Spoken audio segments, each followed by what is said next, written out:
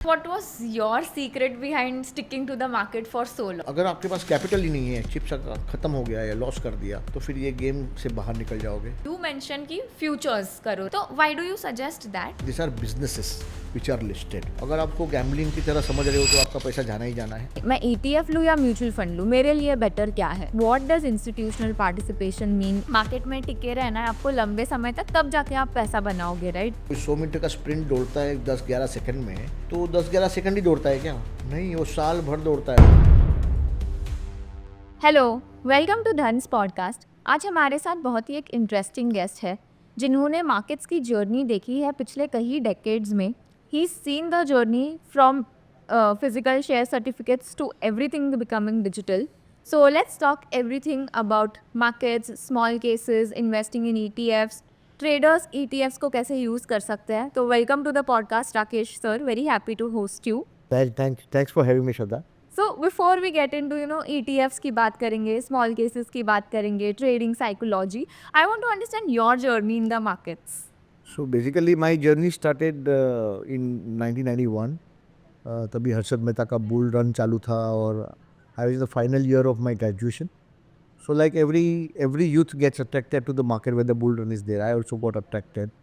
And तभी तो physical shares का ज़माना था, वहाँ रिंग में सौदे होते थे. सो हम सुबह सौदे देते थे सब ब्रोकर को, शाम को दूसरे दिन शाम को कंफर्म करता था. 2-2 टका दलाली लेते थे और गालियाँ भी करते थे, सब करते थे. तो वो इरा में मैंने चालू किया था. तभी कोई समझ नहीं थी, तो रैंडमली कोई भी किसी ने बोला वो शेयर ले लिया, ये कर दिया. वो काफ़ी नुकसान भी झेला जब भी मार्केट 92 में क्रैश हुआ. लेकिन फिर धीरे धीरे समझ में आया कि ये गेम एकदम ऐसा नहीं है कि कोई भी खेल सकता है या कोई भी इन्वेस्ट कर सकता है. आपको ये समझ के करना पड़ेगा. वहाँ से फिर एक लर्निंग का जर्नी चालू हुआ और करीबन फिर मैंने प्रोफेशनली ICAA किया हुआ है. I completed my study first. मतलब बॉस, ये गेम अगर समझना है, बैलेंस शीट समझना है, मार्केट समझना है, तो एक बेस होना ज़रूरी है. And I completed in my ICAA also. Then I did some 4-5 different jobs in finance department, accounts department and all. In 1999 में मैंने फिर एक ब्रोकर को ज्वाइन किया, नमन सिक्योरिटीज़ करके ब्रोकर है. वहाँ से मेरा एक्चुअल जर्नी चालू हुआ. सो ऑलमोस्ट 25 साल कंप्लीट हो रहा है अभी जर्नी को. और नमन में मैंने 20 साल बिताए. तो वहाँ मैंने काफ़ी ट्रेडरों को ट्रेन किया, वहाँ पूरा डेस्क सेटअप किया और मार्केट को काफ़ी करीब से देखा. काफ़ी फ्लक्चुएशन देखे, तेज़ी देखा, मंदी देखा, लोगों को पैसा बनाते देखा, पैसा खोते देखा, घर बनाते देखा, प्रॉपर्टी बिकते भी देखा, सब देखा. और फिर मुझे एक ऐसा लगा कि कुछ रूल बेस्ड अप्रोच करना चाहिए. तो 2012 में फिर मैंने rule based long short desk चालू किया स्टॉक फ्यूचर्स का. फिर ऐसा लगा कि ये तो मैनुअल प्रोसेस है, उसको ऑटोमेट करना चाहिए. तो वो एक डेस्क बनाया और फिर दिसंबर 17 में मैंने कंपनी को बाय बाय बोला और जनवरी 18 से मेरा खुद का कंपनी चालू किया, compounding wealth advisers. So I am a SEBI registered investment advisers and we advise clients on rule-based investing. And my all models are based around quants, मतलब technicals and quants के based है. और हमारे 12 small case listed भी है, cwa.smallcase.com में आप check कर सकते हैं. And I started developing multiple long short strategies along with investing as well. Because आप शेयर्स या जो भी आपका इन्वेस्टमेंट हो वो प्लेज भी कर सकते हो, उसमें एडिशनल रिटर्न भी आता है. तो पूरा एक अलग से जर्नी चालू हो गया लॉन्ग शॉट का. और लॉन्ग शॉट करने के फ़ायदे क्या है वो मैं समझा कि भाई लॉन्ग शॉट क्यों करना चाहिए. खाली तेज़ी खेलेंगे तो ऐसा है कि भाई कुछ पैचेस ऐसे आएंगे, आप अच्छा पैसा बनाएंगे, कुछ पैचेस ऐसे आएंगे पैसा ही नहीं बनेगा बिल्कुल. तो वो 25 में कैसे पैसा बनाना चाहिए, तो वहाँ ट्रेडिंग करके पैसा बनाया जा सकता है. वो सब मैंने काफ़ी रिसर्च किया और जैसे जैसे रिसर्च होते जा रहा है हमें क्या कि उसको प्रोडक्टाइज करके पब्लिक के लिए रोल आउट कर रहे हैं. तो अभी भी हम लोग काफ़ी you can say learning stage में ही है. लेकिन जहाँ हमें लगता है कि भाई ये गुत्थी हमने सुलझा ली है, उसका हम प्रोडक्ट बनाते हैं और पब्लिक एट लार्ज के लिए हम लोग देते हैं. इंटरेस्टिंग. सो 2-3 चीज़ें. फर्स्ट, आपने बताया कि आपने बहुत सारे ट्रेडर्स को ट्रेन किया है, मार्केट्स को बहुत करीब से देखा है. तभी जो लोग ट्रेडिंग स्टार्ट कर रहे थे वर्सेस जो अभी के ट्रेडर्स हैं, what difference do you see in them? So एक तो तभी का मार्केट थोड़ा कंपैरेटिवली ईजी था पैसा बनाना. पार्टिसिपेशन लिमिटेड था, काफ़ी लिमिटेड लोग आते थे. और जैसे ऑप्शन मार्केट भी तभी इतना मच्योर्ड नहीं था, तो प्रीमियम्स भी काफ़ी होते थे और ऑप्शन सेलिंग में भी इतना पैसा बन सकता था और बाइंग में भी बन सकता था। तो मार्केट जैसे जैसे मैच्योर हो रहा है, जैसे जैसे और पार्टिसिपेंट आ रहे हैं, कंपटीशन बढ़ता जा रहा है और जैसे ये मार्केट का डेप्थ बढ़ रहा है, वॉल्यूम बढ़ रहा है, तो FPIs, FIIs, HFT guys, everybody is kind of participating here. And the more the institutional participation happens, क्या होता है, एक आम रिटेलर के लिए लाइफ उतना डिफिकल्ट होते जाता है। जैसे अभी ये 3-4 साल रहे, काफ़ी बुल रन था, तो हर एक जन पैसा बना रहा था, कुछ भी ले लो ऊपर जा रहा था इक्विटी मार्केट्स में। वोलेटिलिटी भी इतना था, तो प्रीमियम भी बड़े बड़े थे, तो लोग कुछ भी बेच देते थे, गलती भी करते तो भी पैसा आता था। अभी जैसे 6-8-9 महीना आप देख रहे हो कि मार्केट डिफ़िकल्ट होता जा रहा है, इवन इक्विटी मार्केट भी थोड़ा स्टैग्नेट हो गया है, तो वहाँ मैन एंड बॉयज़ सेपरेट होते हैं। मार्केट काफ़ी कॉम्पिटिटिव है, इसके लिए काफ़ी अपस्किल करना ज़रूरी है। अपना डिस्कशन पहले भी हुआ कि अपने आप को स्किल करना बहुत ज़रूरी है एंड गेम में हमेशा मतलब आगे रहना ज़रूरी है। अभी जैसे ऑटोमेशन का ज़माना है, एल्गो का ज़माना है, रूल बेस का ज़माना है, मोमेंटम स्ट्रैटेजीज़ का ज़माना है, तो अगर आप पुराने तरीके से काम करोगे तो पैसा मुश्किल नहीं। तो ये फिज़िकल सर्टिफिकेट से लेके अभी एल्गो तक हम लोग पहुँचे हैं और अभी भी ऐसा लग रहा है कि एल्गो अभी हम सेटल होंगे, तब तक हमें AI करना पड़ेगा, आर्टिफिशियल इंटेलिजेंस करना पड़ेगा to trade in the markets. ये कंटिन्यूस लर्निंग प्रोसेस है और टाइम इन्वेस्ट करना चाहिए, पर्टिकुलरली यंगस्टर्स को, जिनके पास काफ़ी समय है, अभी उनका जीवन का अभी शुरुआत है और घाई नहीं करना चाहिए, पेशेंस से काम करना चाहिए और चिप्स जो अपना जो कैपिटल है उसको बचा के रहना। क्योंकि जब अगर आपके पास कैपिटल ही नहीं है, चिप्स ख़त्म हो गया है, लॉस कर दिया, तो फिर ये गेम से बाहर निकल जाओगे। और ये गेम का ब्यूटी ये है कि ये गेम में आप जितने लंबे समय तक बने रहोगे ना, उतना ज़्यादा पैसा बनने का प्रोबेबिलिटी रहता है। तो इट्स ऑल अबाउट सर्वाइवल। तो मेरे को ना ये इंस्टीट्यूशनल पार्टिसिपेशन की बात करनी है, जैसे कि आपने मेंशन किया इंस्टीट्यूशनल पार्टिसिपेशन बढ़ेगा, कंपटीशन और बढ़ रही है एंड काफ़ी सारे लोग मैंने देखा है ट्विटर पे भी ये बोलते हैं कि it's going to get tougher, retailers नहीं सर्वाइव कर पाएंगे इनके अगेंस्ट। बट अगर कोई नया आया है ट्रेडिंग में, एक्चुअली ये स्किल सीखना चाहता है, एक उनके लिए एकदम ईजीली ये कैसे एक्सप्लेन करें उनको कि what does institutional participation mean, थोड़ा डिटेल में। बेसिकली सब तो ये बोलते हैं कि यार ये इंस्टीट्यूशनल पार्टिसिपेशन है तो competition etcetera, what exactly is it, how does it impact the market और अ ट्रेडर? जी हाँ, तो इंस्टीट्यूशन देखो कोई हंच पे काम नहीं करता है, डेटा एनालिटिक्स उनका बहुत स्ट्रॉन्ग होता है। सेकेंडली उनके पास एग्जीक्यूशन एल्गोरिदम्स बहुत ही सुपीरियर होते हैं। उनके पास कोलोकेशन सर्वर का एक्सेस होता है, जो मतलब एक्सचेंज में जो सर्वर लगे होते हैं। तो एक ही उनका डेटा एनालिटिक्स रियल टाइम है और उनका एग्जीक्यूशन भी रियल टाइम है। मार्केट में अपॉर्चुनिटी, जैसे ही मार्केट में अपॉर्चुनिटी दिखता है, तो they are better equipped to capitalise out on those opportunities. And by the time a retailer realizes there is an opportunity, probably opportunity is already squeezed out. मतलब juice पूरा निकल चुका है, गन्ने से पूरा जूस निकल चुका है। तो we are up against sophisticated players. Now India is no more a local market. It's become a global market. JP Morgans of the world, Morgan Stanleys of the world, अभी जेन स्टेट का नाम बहुत चल रहा है, gen states of the world have entered the market. आपको समझना पड़ेगा कि आप सामने कौन हैं। तो सामने अगर वैसे लोग हैं तो आपको भी अपने आप को वैसी तैयारी करनी पड़ेगी। रिटेलर नहीं कर सकता ऐसा मैं नहीं मानता हूँ। I am a optimist by nature, मैं मानता हूँ कर सकता है, लेकिन खाली ऑप्टिमिज्म से काम नहीं बनेगा। आपको मेहनत करना पड़ेगा, आपको अपने आप को ट्रेन करना पड़ेगा।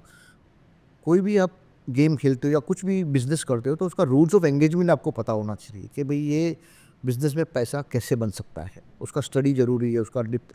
देखो आपके पास पैसा कम ज़्यादा हो सकता है, लेकिन आपके पास 24 घंटे हैं जो आपके हैं। धन जैसा काफ़ी ब्रोकर्स है या काफ़ी ओपन प्लेटफॉर्म से जो आपको फ्री में एजुकेशन दे रहे हैं, काफ़ी कुछ समझा रहे हैं। हमारे जैसे लोग आके पॉडकास्ट भी दे रहे हैं और समझा रहे हैं कि क्या क्या कर सकते हैं। तो काफ़ी फ्री रिसोर्सेज। तो ये तो क्राई करना बंद कर दीजिए मेरे पास पैसा कम है, ना ज़्यादा है, ना टाइम तो है ना आपके पास। इनिशियली पैसा कम हो सकता है, टाइम तो है, तो अपने आप को स्किल करिए। Initially work for somebody in the same field, थोड़ा पैसा कमाइए, थोड़ा कैपिटल करे, फिर धीरे धीरे हाइब्रिड मॉडल पे चाहिए, बाद में जाके प्रोफेशनल ट्रेडर अगर आप बन जाओ, फिर फुल टाइम जाओ। फुल टाइम डे वन से जाना भी ज़रूरी नहीं है। लेकिन रिटेलर देखो, जब से SIP का कंसेप्ट आया है तभी काफ़ी रिटेलर ने पैसा तो बनाया है। 1000 रुपये डाला, 2000 रुपये डाला, 5, जिसका जो कैपेसिटी है, कोई 5 लाख डालेगा, कोई 10 लाख डालेगा, कोई करोड़ रुपया भी डालेगा, लेकिन पैसा तो बना है, ओवरऑल वेल्थ बना है। और problem with retailers right now मुझे ऐसा लग रहा है कि देखो ये पूरा जर्नी क्या है कि आप पहले इक्विटी को समझो, आईपीओ मार्केट को समझो, फिर सेकेंडरी मार्केट को समझो, वहाँ थोड़ा समझ आए, बाद में फ्यूचर्स में स्टॉक फ्यूचर्स समझो, इंडेक्स फ्यूचर्स समझो, बाद में उसका डेरिवेटिव है ऑप्शन. अभी majority of the retailers that have come now they have skip this part. They have straight away jump to the options. आके सीधा निफ्टी का कॉल ले लिया, पुट ले लिया, बेच दिया, ले लिया, पैसा चल गया, किसी का बन गया. अभी 10,000 जन आए, इसमें 10 जन ने पैसा बनाया तो बाकी के 9,900 को उसे लगता है मैं भी बना पाता हूँ. लेकिन ऐसा इतना आसान नहीं है. ऑप्शंस भी डेरिवेटिव है इंडेक्स का, स्टॉक्स का, वो डेरिवेटिव है इक्विटी मार्केट का, इक्विटी मार्केट डेरिवेटिव है आईपीओ का, आईपीओ के पहले पी आता है, उसमें वेंचर कैपिटल आता है, स्टार्टअप, ये पूरा इकोसिस्टम है आप समझो. और ultimately this are businesses which are listed. This is not a gambling land कि आप यहाँ आके कुछ भी गैम्बल करके चले जाओ. अगर आपको गैम्बलिंग की तरह समझ रहे हो तो आपका पैसा जाना ही जाना है. ये basically it's a fantastic business, उसको बिजनेस के हिसाब से देखना चाहिए. और ये लॉन्ग टर्म बिजनेस है. शॉर्ट टर्म में हो सकता है कभी कभी पैसा बन जाता है इमीडिएटली, लेकिन वो फिर टिक नहीं पाता है. अगर आपका फंडामेंटल या बेसिस जो है, आपका बेस बिल्डिंग अगर स्ट्रॉन्ग नहीं है तो वो पैसा टिकता नहीं है. तो बेस बिल्डिंग करना बहुत ज़रूरी है मेरे हिसाब से. इंटरेस्टिंग. एंड इंस्टीट्यूशनल पार्टिसिपेशन के बारे में आपने जो पूछा, वो देखिए हर एक म्यूचुअल फंड है उसको भी मैं इंस्टीट्यूशन ही गिनता हूँ. वेल रिसर्च्ड है, मतलब उनके पास इतने बैटरी ऑफ एनालिस्ट होते हैं. वैसे फॉरेन इन्वेस्टर है, उनके पास रिसर्च एजेंसियाँ होती है. ब्लूमबर्ग जैसे, उनके पास ब्लूमबर्ग ना ये ना XYZ analytical tool, execution tool होते हैं, तो उनके सामने. लेकिन मैं ये भी कहना चाहूँगा कि अभी काफ़ी कुछ डेमोक्रेटाइज भी हो गया है. अभी जैसे धन का ऐप ही आप देखो तो काफ़ी यूज़र फ्रेंडली है, ऑलमोस्ट मिली सेकेंड्स में अपना लेटेंसी है शायद. तो ट्रेडर को काफ़ी टूल्स, ऑप्शन एनालिटिक्स मिलता है, एजुकेशन मिलता है. तो गेम थोड़ा थोड़ा फेयर हो रहा है इन फेवर ऑफ रिटेलर्स. लेकिन आपको ये समझना पड़ेगा पूरा. बाद में आप अच्छी तरह से तैयारी से उतरो तो आपका जीतने का चांस ज़्यादा है. और इन्वेस्टिंग में तो देखो ऐसा नहीं है कि जीरो सम गेम है. इन्वेस्टिंग में तो वेल्थ बन ही सकता है. मतलब मार्केट बढ़ेगा तो हर एक पैसा बनाएगा. ऐसा नहीं कि आप पैसा बनाओगी तो मैं तोड़ूंगा. ट्रेडिंग में ऐसा होता है कि भाई जीरो सम गेम है, आमने सामने है. तो ट्रेडिंग की गेम में आने के पहले समझो पूरा लैंडस्केप क्या है. इन्वेस्टिंग से चालू करो, बट धीरे धीरे ट्रेडिंग में आओ. ऐसा. सो यू मेंशन राइट, लोग वो स्किप कर जाते हैं, डायरेक्ट इंडेक्स ऑप्शंस ट्रेडिंग से स्टार्ट करते हैं, निफ्टी, बैंक निफ्टी. बट जितने लोगों से मैंने बात की है, दे आर अप्रोचेस, आप पहले इक्विटी ट्रेडिंग करो, फिर इक्विटी ऑप्शंस करो, और may be index options, and पहले इक्विटी ट्रेडिंग से तो स्टार्ट करो. बट आई फाउंड आपका approach slightly different. You mention कि फ्यूचर्स करो, राइट? Yeah. तो why do you suggest that? सिर्फ फ्यूचर्स में भी आपको काफ़ी वेराइटी, काफ़ी कंपनियां हैं. जैसे करंटली अराउंड 200 स्टॉक्स फ्यूचर्स में मिलते हैं. एक ट्रेडर की लाइफ में सबसे प्रॉब्लम क्या होता है, जो नया नया ट्रेडर होता है ना, उसके पास पैसा नहीं होता है, कम पैसा होता है, लिमिटेड पैसा होता है. ठीक है. तो फ्यूचर्स मार्केट आपको एक एक्सेस देता है लेवरेज को.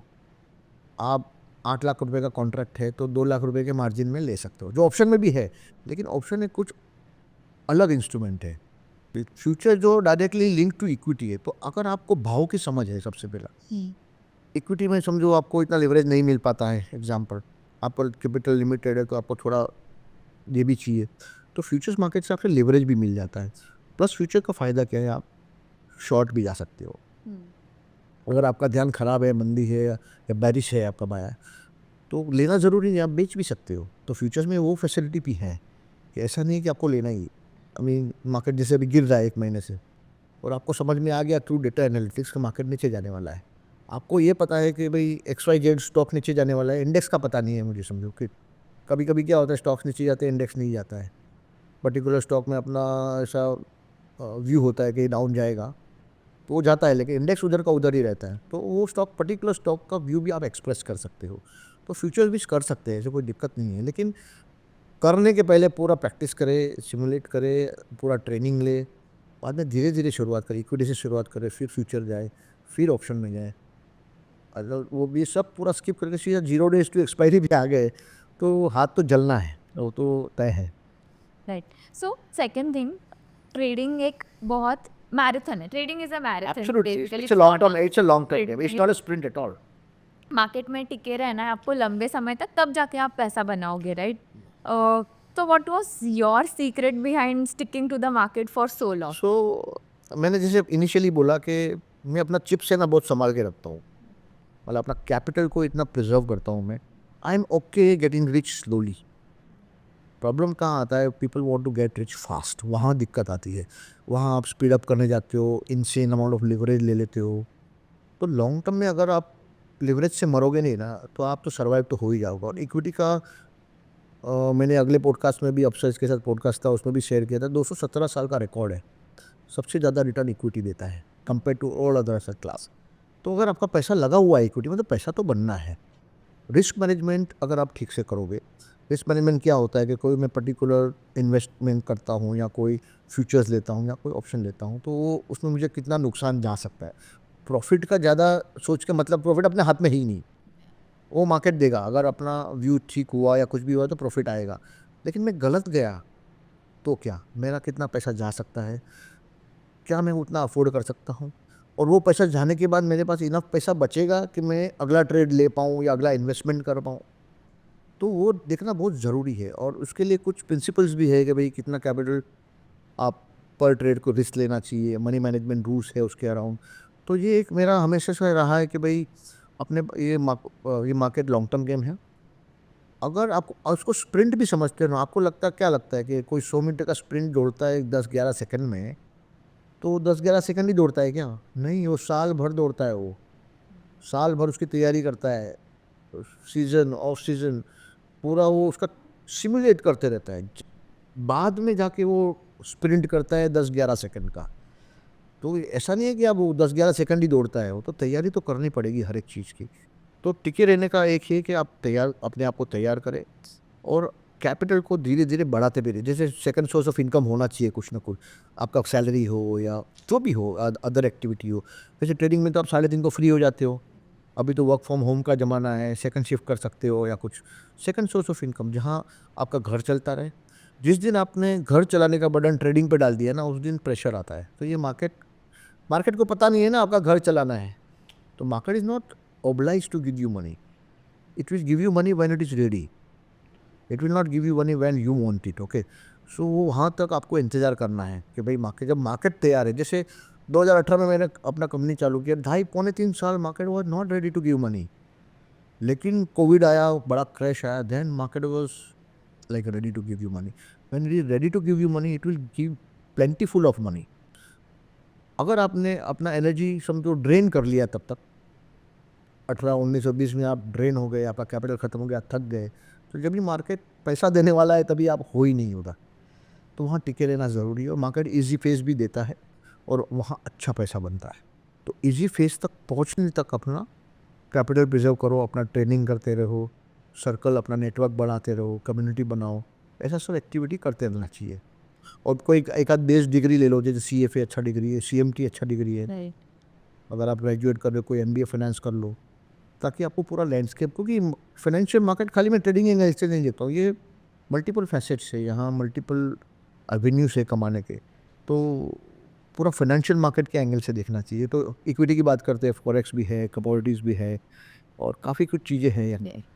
इंटरेस्टिंग। तो ये कैपिटल प्रिजर्व करने का जो कंसेप्ट है, आप एक एग्जांपल लेके बता सकते हो? अभी पिछले 1 महीने में मार्केट गिर रहा है, राइट? तो उसमें आपने कैसे रिएक्ट किया था? आपने वो आपकी जो स्ट्रैटेजी है या आपका जो अप्रोच है मार्केट में कैपिटल प्रिजर्व करने का, बीइंग वेरी कंजर्वेटिव, तो वो practically how did it play out? So समझो मेरा 100 रुपया था, और 30 सितंबर को मेरे पास 100 रुपया था, और मैंने 100 रुपया ही मार्केट में रखा हुआ था। वो 100 रुपया प्लेस करके मैंने 1000 रुपये का पोजीशन नहीं बनाया था। आप समझो, मार्केट समझो 10-15% गिर गया, इंडेक्स 10% गिरा, स्टॉक्स 15% गिरे, तो मेरा पोर्टफोलियो 10-15% नीचे आ गया। ओके, मैं लिवरेज ट्रेडिंग भी कभी कभी करता हूँ, लेकिन लिवरेज इतना ही लेता हूँ जितना मैं संभाल पाऊँ। जब एक्स अमाउंट ऑफ लॉस हो जाता है तो फिर मैं बंद कर देता हूँ कि अभी ये लिवरेज नहीं करना है। और इतने साल से मार्केट में है तो थोड़ा भाप भी जाते हैं, ये मार्केट अभी शायद ठीक नहीं है, तो थोड़ा जल्दी स्क्वायर। तो लॉस में मेरा हाथ रुकता नहीं है, लॉस तो हम फटाक से काट देते हैं। दूसरा, इन्वेस्टमेंट में तो लिवरेज होता ही नहीं है। तो इन्वेस्टमेंट जहाँ लिवरेज नहीं है ना, वहाँ आप आसानी से बाहर आ जाओगे। जहाँ लिवरेज का यूज़ किया, फ्यूचर्स किया या ऑप्शंस किया, वहाँ दिक्कतें बढ़ने लगती है, क्योंकि आपके पास कैपिटल कम है। जैसे मैंने लिवरेज नहीं है और मैंने 5%, 15% मेरा ड्रॉ डाउन हो गया, तो मेरे पास 85 रुपीज़ तो बचे हैं। लेकिन समझो मैंने 5 टाइम्स लिवरेज कर दिया और वहाँ 15% ड्रॉ डाउन हुआ तो मेरा 15 इंटू 75 चला गया, मेरे पास खाली 25 बचा। तो लिवरेज का बहुत ही जुडिशियस यूज़ करना चाहिए। इनिशियली लिवरेज यूज़ भी नहीं करना चाहिए, धीरे धीरे गेम समझ में आए। और लिवरेज यूज़ करने के तरीके भी हैं।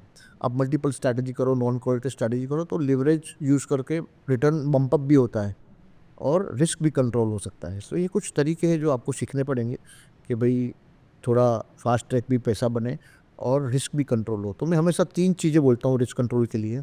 एक डाइवर्सिफिकेशन होना चाहिए, दूसरा नॉन कोरिलेशन होना चाहिए, तीसरा हेजिंग होना चाहिए। कुछ भी अनहेज नहीं होना चाहिए। हेजिंग में मतलब out of the money option लेके रखते होगा, कुछ भी ओवरनाइट हुआ, कुछ भी हुआ, जैसे उस दिन ट्रम्प को गोली लगने वाली थी, बच गया, समझो। फ़र्ज़ करो अपना कोई हेड ऑफ स्टेट होता, उसको लग जाती गोली, तो दूसरे दिन मार्केट कैसे रिएक्ट करता? उस दिन ऐसा नहीं कि मैं बर्बाद हो गया, कि once in life time event हुआ और मैं तो बर्बाद हो गया, नहीं।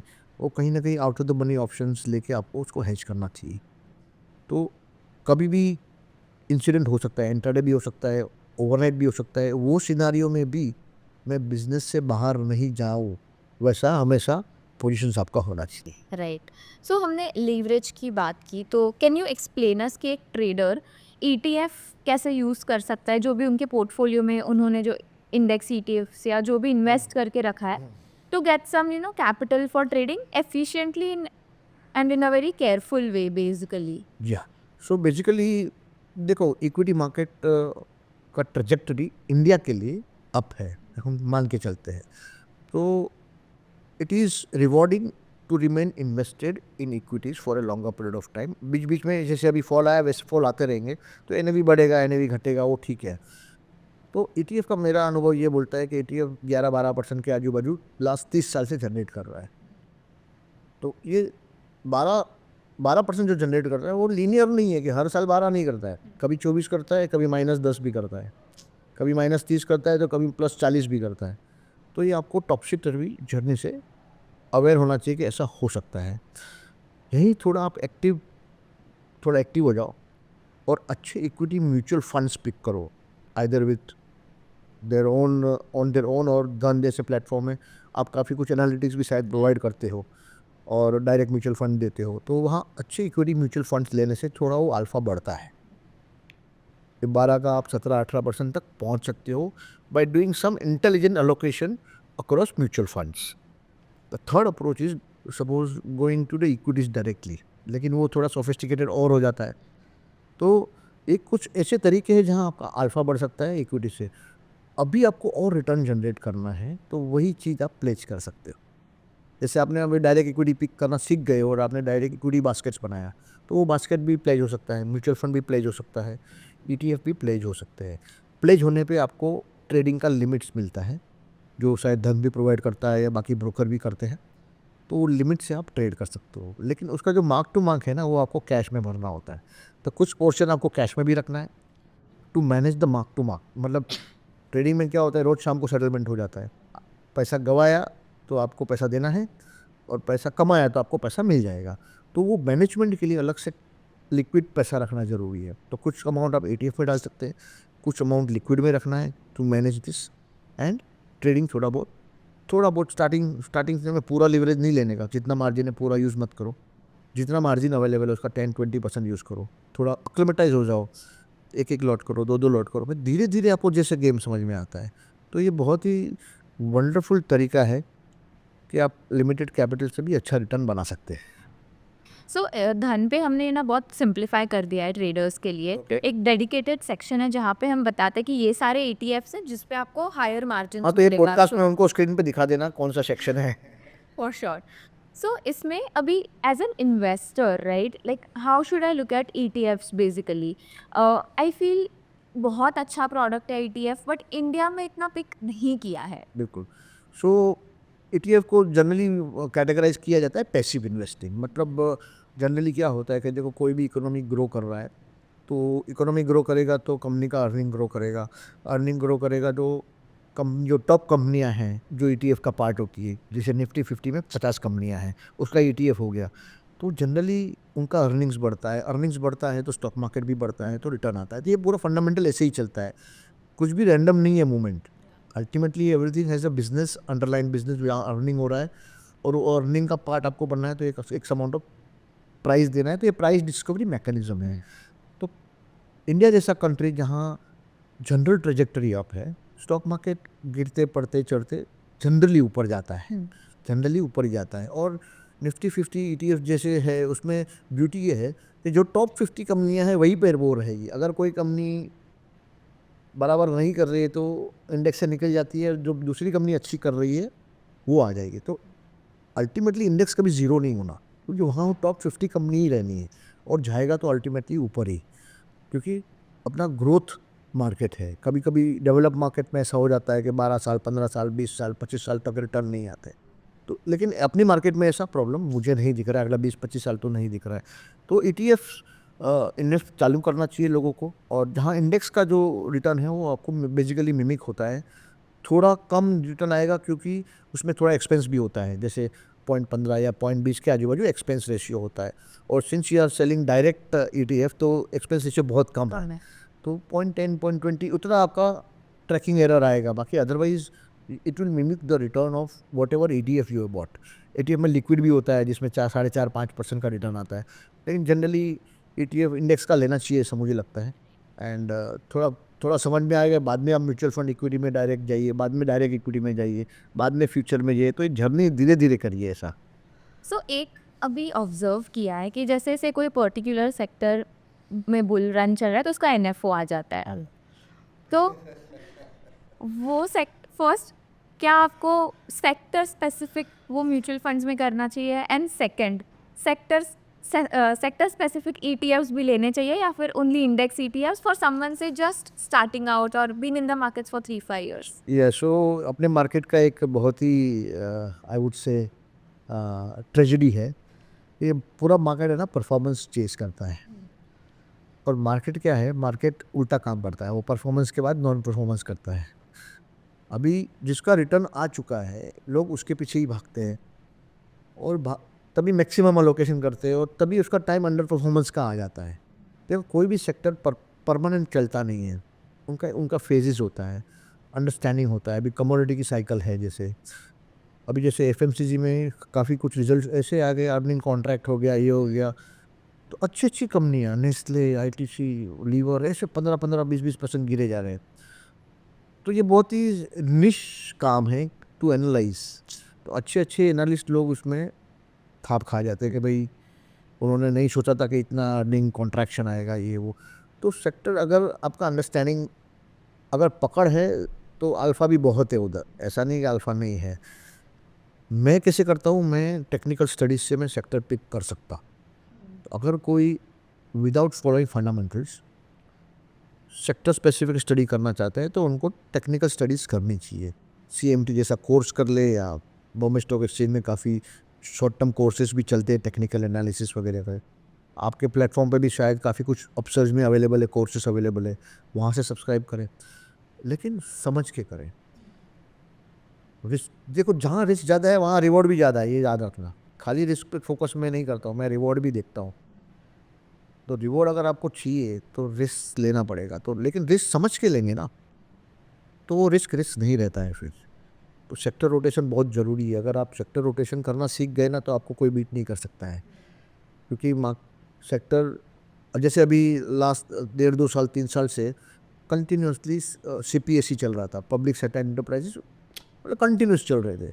अभी ये देख के आपने इन्वेस्टमेंट कर लिया तो लास्ट 6 महीने में वो 30% डाउन है, 20%। डिफेंस का हो गया, चला तभी इतना 2 गुना 3 गुना हो गया। अभी सब जब ये NFO आने लगते हैं ना तो समझ लेने का थोड़ा टॉप के नज़दीक है।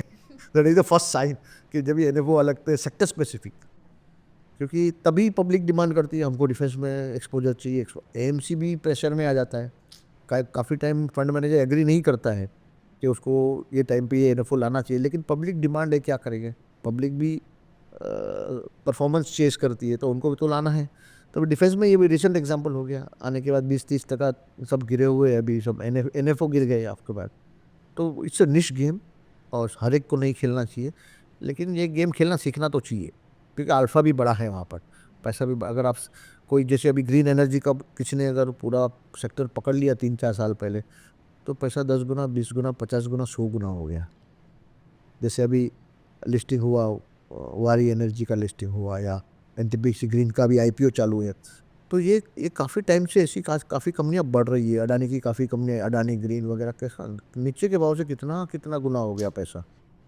तो पैसा तो है लेकिन समझ के करना ज़रूरी है। अगर समझ नहीं है तो उससे दूर रहना है।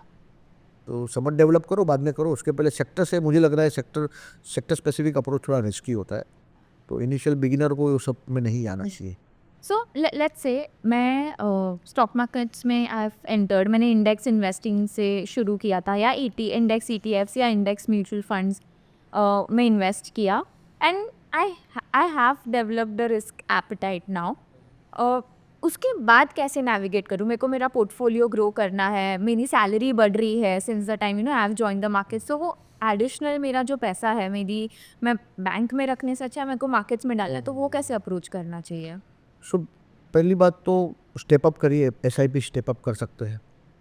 जैसे आप अगर प्लेन वनीला एसआईपी करते हो, समझो 10,000 रुपये हर महीने डालते हो और समझो 12% छूटता है, तो 15 साल के बाद जो कॉर्पस बनता है वर्सेस आप 10% स्टेप अप करते हो। जैसे हर महीने 10,000 डाल रहे थे एक साल, दूसरे साल 11,000 डालो, तीसरे साल 12,200 डालो, फिर 10% आप बढ़ा दे जाओ। तो over a period of time उसका इम्पैक्ट बहुत बड़ा ह्यूज आता है। तो एक तो जो है, जैसे जैसे आपका डिस्पोजेबल सरप्लस बढ़ता है वैसे वैसे आप एलोकेशन टुवर्ड्स इक्विटी बढ़ाते जाओ, धीरे धीरे बढ़ाते जाओ। बड़ा क्रैश आता है समझो तो थोड़ा लमसम भी डालो। अभी यही सब एक करते करते समझो आपको मार्केट की समझ आने लगी तो फ्यूचर्स में आप एंटर कर सकते हो धीरे से, वही प्लेज करके। थोड़ा पहला भी 1.1, 1.2, 1.3 ऐसा लिवरेज करो। जैसे अभी 1 रुपये में आपको समझो मैं स्टॉक फ्यूचर मार्केट में एग्जांपल बोलता हूँ, 4 टाइम्स लिवरेज अवेलेबल। कैसे अवेलेबल है कि 8 लाख का समझो कॉन्ट्रैक्ट है और 2 लाख मार्जिन लगता है। 2 लाख मार्जिन के लिए आपके पास समझो 3 लाख का ETF है, समझो म्यूचुअल फंड है, 33% लगा लो, 65% आपके पास मार्जिन आ गया समझो, तो 2 लाख का मार्जिन आ गया। अब ये 2 लाख में आप 8 लाख का पोजीशन ले पा रहे हो, लेकिन ये पूरा नहीं लेना चाहिए क्योंकि आप 5 टाइम्स लिवरेज हो गए अभी। तो जब ये फ्लक्चुएशन होता है तो 5 टाइम्स लिवरेज में अगर 5% गिरता है, समझो 8 लाख का कॉन्ट्रैक्ट 5% गिरा, 40,000 गिरा, लेकिन आपका 3 लाख पर कितना इम्पैक्ट आया उसका, तो इम्पैक्ट बहुत ज़्यादा आता है। और जब ये डिसेंट कैपिटल हो जाए, चलो 20 लाख, 25 लाख, 30 लाख, तभी जाके आप 2-3 लाख, 4 लाख का मार्जिन यूज़ करो, 5 लाख का मार्जिन धीरे धीरे करो। और अगर आप स्टूडेंट हो या अगर आपका लर्निंग स्किल अच्छा है तो ऑप्शन बाइंग के डायरेक्शनल सेटअप्स थोड़ा सीखो, जहाँ कैपिटल भी कम लगता है, लेकिन वहाँ मनी मैनेजमेंट रूल फॉलो करिए। जैसे आपके पास 1 लाख रुपये है तो पूरा 1 लाख रुपये का ऑप्शन नहीं लेने का कि भाई 1 लाख रुपये मेरा 1,000 रुपये जाए, उतना ही ऑप्शन लेने का। साथ में डायरेक्शनल सेटअप सीखो कि भाई ये मार्केट ऊपर जा रहा है, नीचे जा रहा है, पूरा एनालिसिस करके, डेटा एनालिटिक्स करके बाद में आप पोजीशन लो, उसमें मनी मैनेजमेंट रूल करो। उसे धीरे धीरे करके उसको गेम अपना ऊपर करते जाओ। और फुल टाइम अगर जा रहे हो तो आप अकेले ट्रेड मत करो। जैसे काफ़ी प्रॉप डेस्क होते हैं, वहाँ पर ग्रुप में ट्रेडिंग होता है, लोग एक दूसरे से बात करते हैं, सेटअप डिस्कस करते हैं, बाद में ट्रेड करते हैं। तो ग्रुप में ट्रेड करने से भी आपका लर्निंग का बहुत फास्ट हो जाता है। तो अगर आपको उससे ग्रुप्स अवेलेबल है कहीं पे तो आप वहाँ जाके ट्रेड करिए। आप अकेले, क्योंकि it's a very lonely profession trading, अकेले करोगे तो आपका जर्नी भी थोड़ा लेट होगा। ग्रुप में करोगे तो क्या है, आपने पैसा तोड़ा है, बाजू वाले ने भी तोड़ा है, तो थोड़ा अच्छा चल मेरा 10,000 तोड़ा, तूने 15 तोड़ा, तो आई एम रिलैक्स, ओके कोई बात नहीं। एंड दूसरा लर्निंग भी मिल जाता है, आइडियाज़ भी मिल जाते हैं। और धीरे धीरे गेम अप करना चाहिए, एकदम सीधा सीधा भागने मत लगो। धीरे धीरे पहला वार्म अप करो, फिर लंबा दौड़ो, फिर शॉर्ट करो, फिर 11 सेकंड की स्प्रिंट पे बाद में आओ। सो कोई जो नया आ रहा है मार्केट्स में, आई सी अ लॉट ऑफ पीपल जो ना कंफ्यूज होते हैं, अच्छा मेरे को इंडेक्स इन्वेस्टिंग करनी है बट मैं ETF लूँ या म्यूचुअल फंड लूँ, मेरे लिए बेटर क्या है? तो आप क्या रेकमेंड करोगे? जो कुछ भी जिसको पता नहीं है उसके लिए ETF बेटर है, लेकिन जो थोड़ा बहुत जानकार है या तो जिसके पास सपोज एडवाइज़र है अच्छा, तो अच्छे म्यूचुअल फंड पिक करने चाहिए। इसमें there is a lot of alpha lying there. See I am a believer of picking alpha wherever it is available, क्योंकि every single percentage counts into your wealth creating journey. अगर आप कुछ alpha छोड़ रहे हो, कुछ additional return का possibility unutilise छोड़ रहे हो, तो आई थिंक इट्स अ सिन। नहीं, अगर मैं एनालिटिक्स है मेरे पास, अगर मेरे को समझ है तो I will go with mutual funds, और अगर मेरा स्किल और भी बेटर होता है तो I will go with direct equities my self. और समझो मेरे को डायरेक्ट नहीं समझता है तो I will go with professional platforms like small case, जहाँ एडवाइजर्स हैं, Right. जैसे हमारा खुद का स्मॉल केस है, ठीक है। तो वहाँ पर भी रिटर्न पॉसिबिलिटीज आपको, फिर आपका काम क्या रहेगा, एक अच्छे मैनेजर को चूज करना, इतना ही काम रहेगा। बाकी का स्टॉक सिलेक्शन वो कर रहा है। अगर आपका कॉर्पस बढ़ जाता है, समझो बड़ा हो जाता है, तो पीएमएस सर्विसेज है, और समझो और समझ बढ़ जाती है तो कैटेगरी 3 है, फिर जहाँ लॉन्ग शॉट भी होता है। तो यहाँ पर जितना आप स्टडी करोगे ना उतना अल्फा बढ़ने वाला है। तो it makes sense to allocate more time and it, अगर मेरे पास टाइम नहीं है तो I will simply go with ETF. अगर थोड़ा बहुत समझ है तो म्यूचुअल फंड, थोड़ा बेटर समझ है डायरेक्ट इक्विटीज करूँगा, और टाइम नहीं है मेरे पास तो प्रोफेशनल को दूंगा। और काफ़ी कुछ डेमोक्रेटाइज भी हो रहा है, इक्विटी बास्केट्स भी काफ़ी पिकअप हो रहे हैं फॉर एग्जांपल। तो इक्विटी बास्केट प्रोफेशनल्स ऑफर करते हैं तो वो भी कर सकते हैं अगर आपका कैपिटल बड़ा नहीं, क्योंकि पीएमएस में दिक्कत क्या है कि 50 लाख होना चाहिए, और कैटेगरी 3 में दिक्कत ये है कि 1 करोड़ होना चाहिए। तो ये इन बिटवीन रास्ता है, स्मॉल केस जैसे प्लेटफॉर्म है, वहाँ से जाके आप अच्छे एडवाइज़र का बास्केट्स भी पिकअप कर राइट। सकते हैं। सो आपने आपका जब ये स्मॉल केस लॉन्च किया तो आपका थॉट प्रोसेस क्या था? क्या गैप लगा आपको कोई प्रोडक्ट में कि ना यार ये प्रोडक्ट होना चाहिए नहीं है, तो what was your thought process? So मेरा 2 चीज़ था। एक तो काफ़ी रैंडम इन्वेस्टिंग होता है, मेरा खुद का रैंडम हुआ करता था। पोजीशन साइजिंग बोलो, या कोई स्टॉक्स में ज़्यादा पोजीशन ले लिया, कोई स्टॉक में पोजीशन ही नहीं है, सेक्टर का समझ नहीं आता है, ये नहीं वो नहीं। तो मुझे पूरा प्रोसेस रूल बेस करना था कि मैं कौन से स्टॉक में इन्वेस्ट करूँ, कभी करूँ, कितना होल्ड करूँ, कभी बेच दूँ, ये सब पूरा प्रोसेस ड्रिवन करना था। इसके लिए मैंने एल्गोरिथम्स बनाए, उसको अच्छे से डेटा से चेक किया। और दूसरा एक दिक्कत ये था कि भाई समझो मेरे पास 50 लाख नहीं है पीएमएस में देने के लिए, तो मेरे पास कुछ तो ऐसा होना चाहिए व्हीकल कि मैं रिटेलर हूँ तो मुझे कभी कोई अच्छा एडवाइज़र मिलेगा ही नहीं, कि मेरे पास 5 लाख रुपया है तो मुझे कोई अच्छा फंड मैनेजर मिलेगा ही नहीं। तो एक कैटेगरी के काफ़ी वैक्यूम था कि जिसके पास 5 लाख, 10 लाख, 15 लाख रुपया है, तो कोई प्रोफेशनल फंड मैनेजर का वो एडवाइस नहीं ले पाता था। तो ये कैटेगरी एक ऐसी थी जिसको ये ज़रूरत थी कि मेरा कोई पोर्टफोलियो प्रोफेशनली मैनेज करे, एंड 5-10 लाख हो तो भी वो मैनेज करे, ऐसा नहीं हो। तो टेक्नोलॉजी का यूज़ हम लोग ने काफ़ी किया। ये सब ऑटोमेटिक है, सब रूल ड्रिवन है, और एग्जीक्यूशन भी काफ़ी, मतलब आपके मोबाइल से आप मैनेज कर पाती है। तो ये एक जो नया क्लास जो आ रहा है इन्वेस्टर का, जिसके पास इनिशियली 50 लाख करोड़ रुपया नहीं होता है, वो धीरे धीरे अपना बेचारा कॉर्पस 50, 5-10 करके 5 लाख जमा करता है, तो उसको भी एडिशनल रिटर्न का हक तो है। तो लेवल प्लेइंग फील्ड तो होना चाहिए। तो इसीलिए ये कैटेगरी जो स्मॉल केस का क्रिएट हुआ कि जहाँ 2 लाख, 3 लाख, 5 लाख भी लोग अपना पोर्टफोलियो एक्टिवली मैनेज कर सकते हैं with the help of professional like us, like we are SEBI registered investment advisers. तो वो मेरा थॉट ये था, एक तो मेरा खुद का डिसिप्लिन आना ज़रूरी है, इन्वेस्टिंग का प्रोसेस ड्रिवन होना ज़रूरी है, और दूसरा कि जिसके पास कम कैपिटल है उसको भी ये सर्विस अवेलेबल होना चाहिए। और सिंस अपना पॉपुलेशन बहुत ज़्यादा है और हर महीने 30-40 लाख लोग ऐड हो रहे हैं, तो ये बिज़नेस स्केलेबल भी है। तो बिज़नेस पॉइंट ऑफ व्यू से भी देखिए मेरे, तो मुझे लग रहा है कि ये बिज़नेस स्केलेबल है। इसीलिए हमने काफ़ी मेहनत करके ये सब लॉन्च किया स्मॉल केस, और उसका हम फ्रूट्स भी हमें भी मिल रहा है और हमारे सब्सक्राइबर को भी मिल रहा है। इंटरेस्टिंग। तो rule based investing as a concept I think काफ़ी लोगों को पता है, बट एग्जैक्टली क्या होता है उसमें? Like I know it's not just simple conditions कि इफ़ ये फंडामेंटल पैरामीटर इतना मूव हो रहा है तो ये होना चाहिए। सो अगर आप देखें कि आप इन्वेस्टिंग का सोचेंगे तो आपके मन में क्या विचार, समझो आपको 1 लाख रुपया अभी इन्वेस्ट करना है, you list down the question, आपको क्या क्या क्वेश्चन आएंगे बताओ मुझे, चलो। कौन से सेक्टर में करना चाहिए, कौन सी कंपनी, उसका प्रॉफिटेबिलिटी, फ्यूचर प्लान्स, मैनेजमेंट कैसा है, उनका लोन्स कितना है, their assets, liabilities, again very basic. बराबर। मार्केट में मंदी आने वाला है कि नहीं आने वाला है, यूएस में क्या होने वाला है पता नहीं, अभी वो न्यूक्लियर का बातें चल रहा है, Right. न्यूक्लियर स्ट्राइक होगा कि नहीं होगा, मैं अभी इन्वेस्ट करूँ कि नहीं करूँ। सबसे पहला तो क्वेश्चन ही आता है कि is this the right timing, should I be investing in the market, yes और नो। अगर मैं हाँ बोलता हूँ कि चलो this is the time to invest in the market, कौन से सेक्टर में करूँ, चलो सेक्टर नक्की कर लिया, अभी कौन से स्टॉक में करूँ, स्टॉक भी आइडेंटिफाई हो गया सपोज, कितना करूँ इन्वेस्ट, 1 लाख रुपये पूरा डाल दूँ? तो ये रियल टाइम क्वेश्चन है। दूसरा एक प्रॉब्लम ये है कि when you go and time the market ना, तो आपका रिटर्न कम होता है। ऐसा काफ़ी रिसर्च स्टडीज़ है विच शोज़ के अगर if you miss best 50 days in the market in last 30 years, your return is zero. तो ये टाइमिंग का भी ये दिक्कत है, और गुड एंड बैड डेज भी साथ में आते हैं, वैसा भी रिसर्च है। तो ये सब का सोल्यूशन क्या है? और फंडामेंटल ट्रैक करना है, हर क्वार्टरली रिजल्ट, कौन सा इंडस्ट्री स्केलेबल है नहीं है, कंपटीशन आएगा कि नहीं। अभी स्टारलिंक आएगा तो पता नहीं जियो का क्या होगा, है। वोडाफोन तो अभी ऑलरेडी स्ट्रगल कर रहा है because of Bharti and Reliance example.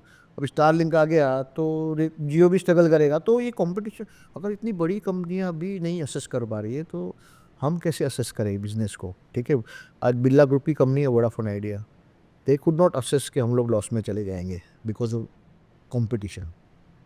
तो ये क्वेश्चन का सोल्यूशन हमें निकालना था। तो ये पूरा हम लोग ने रूल ड्रिवन कर दिया। जैसे भी कौन सी कंपनी में डालना है, तो हम लोग ने 1500 कंपनी का लिस्ट बना दिया कि एनएससी की लिस्टेड 1500 कंपनियां हैं, वो हम लोग ने लिस्ट बना दिया कि इसमें से ही इन्वेस्ट करना है। पहला प्रॉब्लम सॉल्व हो गया। अभी इन्वेस्ट अभी करना है कि नहीं करना है, तो हम लोग ने प्राइस एक्शन बेस्ड सारे रूल बना दिए कि ये एक प्राइस इसके ऊपर जाता है तो लेना है या तो नहीं लेना है। स्टॉक ऊपर गया तो लिया, नहीं लिया तो कैश पड़ा हुआ है। तो जो टाइमिंग का था वो भी ये हो गया। दूसरा, अगर मैंने लिया और समझो लॉस होने लगा तो क्या करूँ, तो स्टॉप लॉस लगा दिया। पोजीशन साइजिंग डिफाइन कर लिया कि एक स्टॉक में कितना पैसा लगाना चाहिए। तो उसके अराउंड भी हम लोग ने रूल बना दिए कि 2% लगा सकते हैं, 3% लगा सकते हैं, 4% लगा सकते हैं। एंड पूरा प्राइस एनालिसिस करके हम लोग ने ये रूल बना दिया एंट्री का, एग्जिट का, विनर्स को कैसे राइड करना है, कैसे ट्रेलिंग स्टॉप लॉस करना है। ये पूरा जो एक आम आदमी को क्वेश्चन आता है ना, वो सब रूल ड्रिवन कर लिया हम लोगों ने। तो रूल ड्रिवन होने के कारण ये बहुत आसान हो गया, मेरे लिए भी आसान हो गया और हमारे सब्सक्राइबर्स के लिए भी आसान हो गया। तो ये अप्रोच से पीस ऑफ माइंड भी रहता है, इमोशंस भी कंट्रोल में रहता है, और काफ़ी कुछ क्वेश्चन जो इन्वेस्टर के माइंड में आते हैं उसका आंसर ऑटोमेटिक हो जाता है। तो जैसे एक सिंपल कोई रूल बताऊं, जैसे मैंने एक इंडिकेटर भी मैंने शेयर किया था CW2 सिग्मा करके अगले पॉडकास्ट में, जहां हमने सिंपल रूल बना दिया, अगर प्राइस बॉलिंजर बैंड के ऊपर बंद आता है तो मैं लूँगा, मेरा इनिशियल स्टॉप लॉस 20% होगा, trailing stop loss 100 week moving average होगा, और या तो 14 डेज 1.8 ATR के नीचे जाएगा तो मैं बेच दूंगा। हर एक स्टॉक में खाली मैं 2% ही डालूंगा, मैक्सिमम मेरे उसमें 50 स्टॉक होंगे। तो ये सारा हर एक चीज़ का एक आंसर था उसमें, कोई भी एम्बिग्विटी नहीं, कोई भी डाउट नहीं, और पूरा 100% अगर आप फॉलो करते हो तो आपका पैसा तो बनना है। तो ये पूरा रूल ड्रिवन, ये आपको एग्जांपल दिया कैसे रूल बनते हैं, कैसे ये क्वांटिटेटिव रूल है, वैसे फंडामेंटल रूल भी बन सकते हैं। एक कंपनी का पी इतना होना चाहिए, कंपनी का ROE इतना होना चाहिए, प्राइस टू बुक इतना होना चाहिए, पैग रेशियो इतना होना चाहिए, फलाना इतना होना है, ग्रोथ इतना होना चाहिए, ये सेक्टर में डालना है, ये सेक्टर में नहीं डालना है, ये सेक्टर में कभी डालना, कमोडिटी साइकिल कभी आती है, उसका भी रूल बन सकता है। तो रूल ड्रिवन होने से एक पीस ऑफ माइंड भी रहता है और सर्टेनिटी बढ़ जाती है। So as we come towards the end of this podcast, like अगर आपको आपकी ट्रेडिंग जर्नी, आपने इन्वेस्टिंग की है, ट्रेडिंग किया है, अगर आप ऑल ओवर अगेन फिर से स्टार्ट कर रहे होते तो what were the mistakes you would avoid? Mistakes जो किया है कि मतलब बिना ट्रेनिंग लिए, बिना समझे जो इनिशियल हम जो रैंडम स्पेकुलेशन में चले जाते हैं ना, वो नहीं कर पाते। पहले भी बोल चुका हूँ कि कोई भी आप गेम खेलते हो, फुटबॉल खेलते हो या क्रिकेट खेलते हो, तो ऐसे ही रैंडमली जाके नहीं खेलते ना, पहले समझते हो उसके रूल्स क्या है, कौन बॉलिंग कर सकता है, कौन बैटिंग कर सकता है, कौन फील्डिंग कर सकता है, कभी आउट गिना जाएगा, कभी आउट नहीं गिना जाएगा। ऐसे ही रैंडमली नहीं करना चाहिए। तो शुरुआत रैंडम से चालू किया। दूसरा, पोजीशन साइजिंग में कभी कभी बहुत बड़ी बड़ी गलतियाँ की कि एक्सेस लीवरेज ले लिया कभी, और कभी एक कंपनी में ज़्यादा पैसा डाल दिया, और अगर वो थीसिस प्ले आउट नहीं हुआ तो क्या, तो मतलब कभी मिस कर गए कि अगर ये प्ले आउट, मतलब ओवर कॉन्फिडेंट हो गए, ये तो होना ही है, मतलब इसमें तो पैसा, और दूसरा पैसा आने के पहले ही गिन लिया, इतना तो पैसा मेरे को आने ही वाला है, और वो खर्चा भी कर लिया और पैसा आया ही नहीं। तो काफ़ी कुछ गलतियाँ तो अभी भी होती, ऐसा नहीं है, लेकिन धीरे धीरे इम्प्रूव करते जाते हैं। पोजीशन साइजिंग है, लिवरेज है, इसके अराउंड रूल्स बनाने चाहिए और उसको बराबर फॉलो करना चाहिए। और लाइफ में मैंने इक्विटी इन्वेस्टमेंट बहुत लेट चालू किया, तो वो भी एक बड़ी गलती है। तो इन्वेस्टिंग जितना, इक्विटी इन्वेस्टिंग जितना जल्दी चालू करेंगे उतना बेटर है। और सुंदर द बेटर। तो लेट काफ़ी चालू किया और धीरे धीरे रूल समझते अभी रूल बेस काफ़ी हो गए। तो now I am very happy कि पूरा जो मेरा जो भी इन्वेस्टमेंट है वो पूरा रूल बेस्ड होता है या तो समझ के होता है, बिना समझे नहीं होता है। Decades of experience in the markets, right? Leave us with your favorite quote on markets. सो काफ़ी लोगों ने ये बोला है कि time in the market is more important then timing. लेकिन अभी एक कोट जो मेरे जहन में आ रहा है, जो मैं असिमुलेट कर रहा हूँ और मैं अभी रिसेंटली सबको बोलना चालू किया हूँ कि भाई देयर आर स्टडीज अराउंड कि timing the market is futile, time in the market is important. लेकिन अभी मैं I am getting reconcile to a fact कि both are important, time and timing. So have both the studies, Yeah. spend a lot of time, but there are techniques where you can time the market as well. Right. So time as well as timing in the market is both are important, and that is where my studies are also on। and हम लोग कोशिश करते हैं कि भाई adverse जब भी market का सिचुएशन आए तभी मार्केट में हम नहीं हो। Right. तो we have built some studies around that as well. Interesting. So मैंने बहुत कुछ सीखा है आज ETFs के बारे में, म्यूचुअल फंड्स के बारे में, रूल बेस्ड इन्वेस्टिंग के बारे में, एंड आई होप हमारी ऑडियंस ने भी बहुत कुछ सीखा हो आज। If you have any doubts please drop us a comment, we will help you out. Thank you so much sir, it was pleasure hosting you. Thanks for having me. And audience always हमें reach out कर सकती है, कभी भी कोई भी query है YouTube में कमेंट डालिए, क्वेश्चन डालिए, we will try and answer that as well. And मैं चाहता हूँ कि आपकी जर्नी आगे जाके बहुत अच्छी रहे और आप ऐसे ही सीखते रहे। Thank you very much. Thank you all. Thanks Shraddha for having me.